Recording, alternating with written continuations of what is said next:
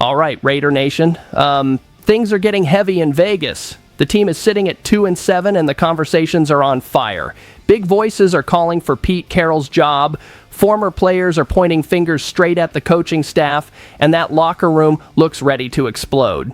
And yeah, things between Carroll and Geno Smith are even messier than they look. And the worst part?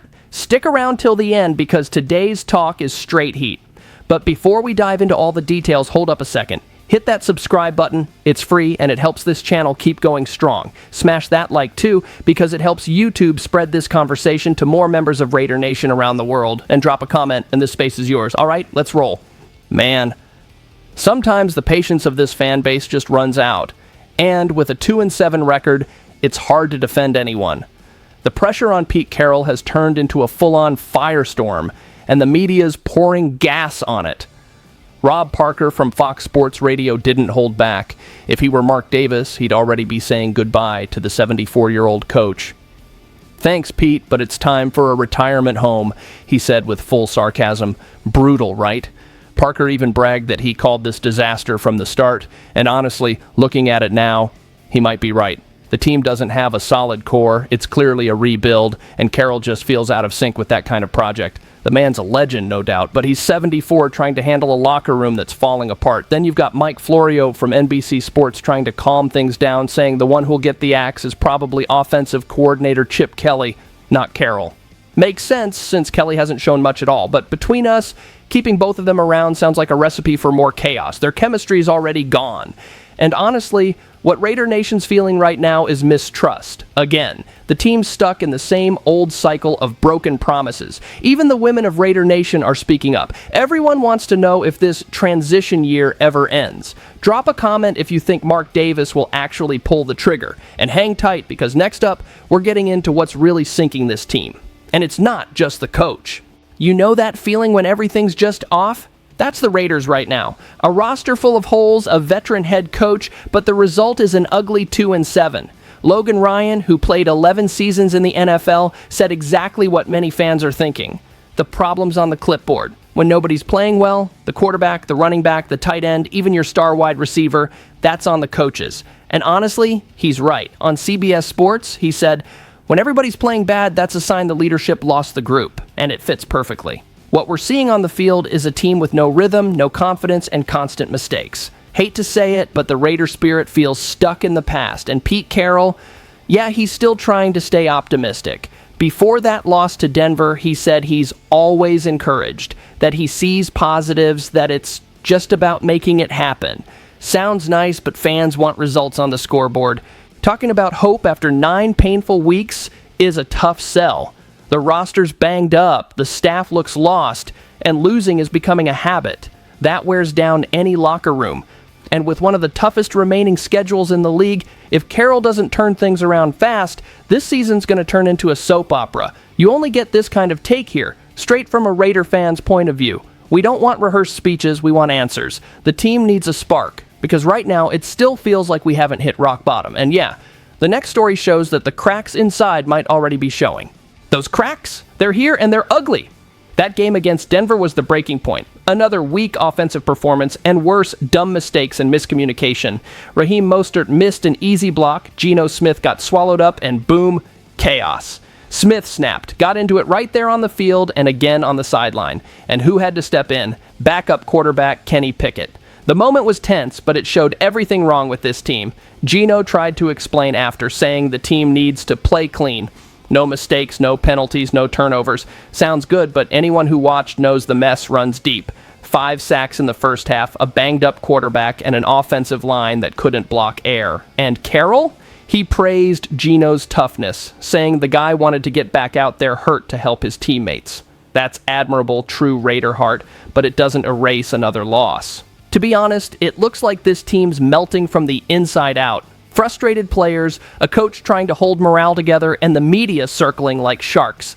And the fans feel it. Raider Nation feels it. That tension isn't new, but this time it smells like collapse.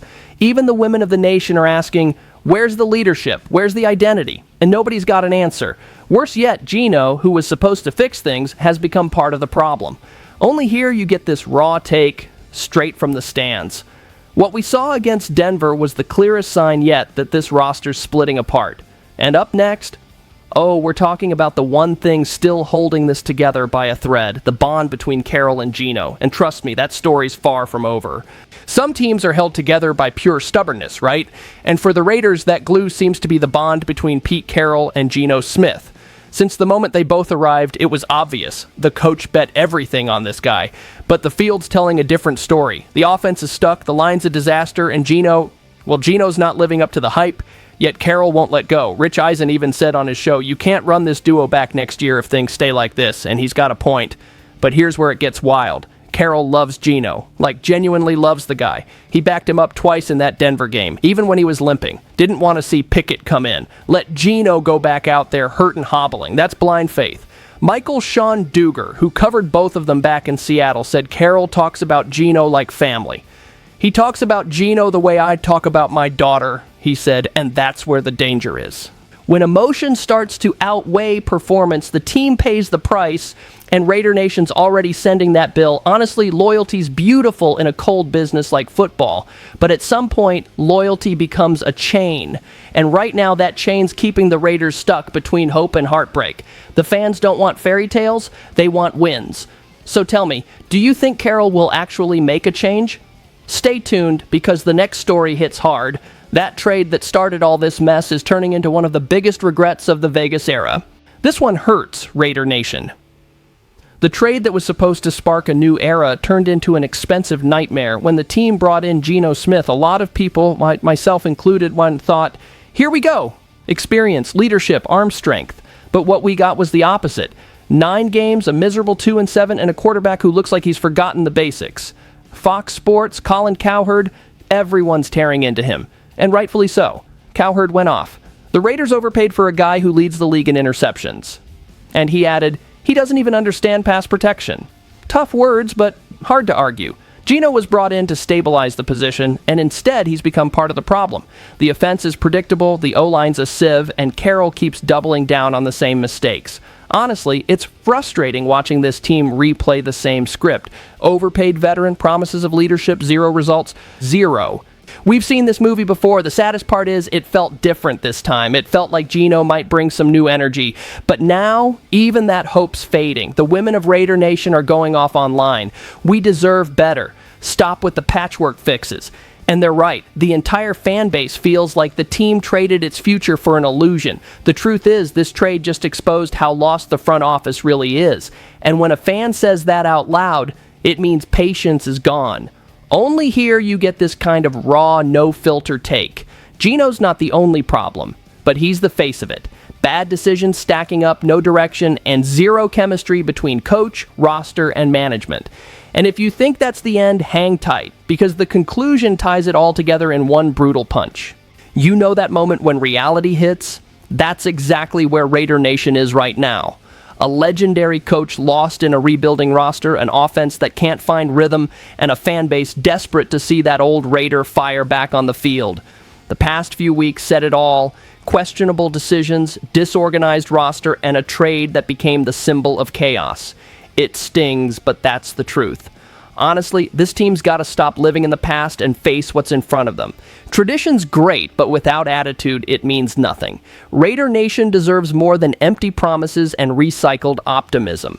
It deserves respect. It deserves wins. Because at the end of the day, the motto's still the same. Just win, baby. Drop your thoughts in the comments. This space belongs to everyone living this wild ride called the Raiders. And trust me, just when we think we've seen it all, this team finds a way to surprise us again. Stick around for the next one. The fire's just getting started.